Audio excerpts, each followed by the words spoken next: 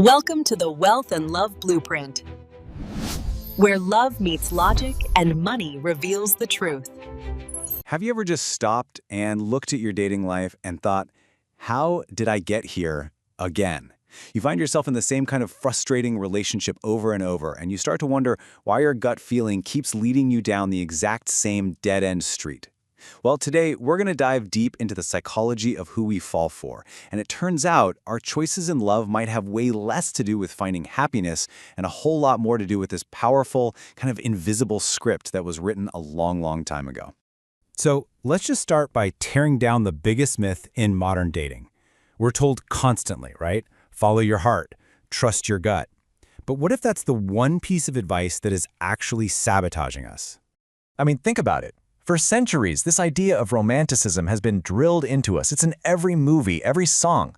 This message that if you just feel that spark, that incredible, magical chemistry, then bam, you found the one. It tells us that our feelings are this perfect compass pointing straight to a happy relationship. But here's a wild thought. What if that intense, can't eat, can't sleep, butterflies in your stomach feeling isn't actually a sign of a perfect match?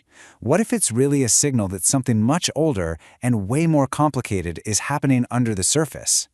In this right here, this reveals a core psychological truth that is kinda hard to swallow. We think we're out there searching for happiness in a partner, but our subconscious mind, it's on a completely different mission. It's searching for familiarity.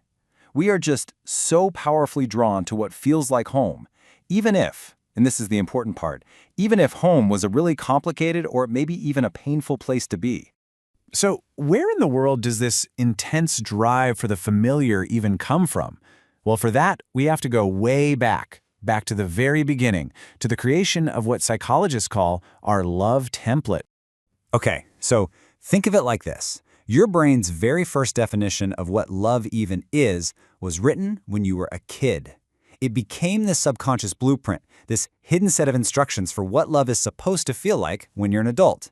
And what's so crucial to get is that this whole program was installed long before we had any conscious say in the matter at all. And let's be honest, for most of us, that first taste of love wasn't simple. It wasn't just hugs and bedtime stories, right? It was this complex mix of emotions. A lot of the time, it was genuine care mixed with some really confusing and sometimes difficult stuff. So for example, deep down, your subconscious might have learned that love feels like trying to help a grown-up who's kind of out of control. Or maybe love got tangled up with feeling deprived of warmth or being scared of a parent's anger. For some of us, love feels like longing for someone who's emotionally distant. Or maybe it's this deep-seated belief that love is something you have to earn through suffering. And these aren't just old memories. No, they are active scripts running our dating lives right now, today. And all of this, it leads us to a really common, and let's face it, super confusing dating problem. Why do so many of us find kind, stable, and genuinely available people, well, kind of boring? See, our subconscious template creates these two neat little categories. On one side, you've got the exciting partner. They often fit that old familiar script perfectly. They're a little unpredictable, a bit distant, maybe even a project that needs fixing. They create that familiar feeling of chasing and uncertainty. And then on the other side, you've got the so-called boring partner. They're reliable, they're attentive, they're understanding, and because they don't fit the template, there's no drama to solve. And this, right here, this is the absolute key. When someone treats us with just consistent kindness and respect, it can feel so unsettling if our internal programming expects chaos. That healthy feeling of rightness feels totally foreign. Our nervous system, which is so used to the old pattern, might actually read all that calm as a lack of chemistry, or even as a red flag. It feels suspicious. So let's just be crystal clear about this. That person isn't actually boring. Not at all. It's just that they're not triggering our childhood wounds. They refuse to play a part in that old, familiar drama. And because that drama is what our subconscious has filed away under love, their healthy, steady presence can feel like an empty void. We're literally missing the very suffering we were taught was the price of admission for connection. So does this mean we're just doomed to repeat these patterns for the rest of our lives? Absolutely not. No way.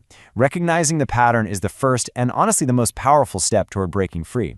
So let's talk about how to actually move from being pulled around by these subconscious chains to making conscious, deliberate choices. The next time you feel that overwhelming, I can't live without them pull towards someone, just pause, take a breath, and instead of seeing it as some kind of magic, try seeing it as data. That intense feeling, it's a legacy. It's a huge clue pointing you directly back to your emotional history and to that original template you're subconsciously trying to recreate. In fact, here's a really practical exercise you can do. Grab a piece of paper. First, write down the qualities of the people you feel that intense, almost frantic attraction to. Are they witty but critical, a little troubled, emotionally distant? Okay, now look at that list and ask yourself, who in my early life had these same traits? I'm telling you, the connection might be shockingly clear. Understanding that connection, that is where real freedom begins. It's the path that leads away from choosing partners based on a faulty, old blueprint and towards choosing someone based on a conscious desire for real happiness and health. You know, this is the ultimate goal, right here. True liberation in love isn't about finding that comfortable old feeling that just recreates our childhood wounds. It's about having the courage to choose a love that feels entirely new, maybe even a little strange or uncomfortable at first, precisely because it's healthy. And when you do this work, I mean, everything changes. You actually break free from your type. You start to see kindness as exciting and stability as the sexiest quality on the planet.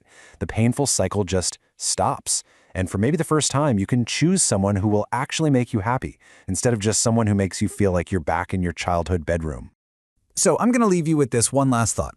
What if the person who is truly right for you, the person you actually deserve, feels absolutely nothing like the people you've always been drawn to in the past?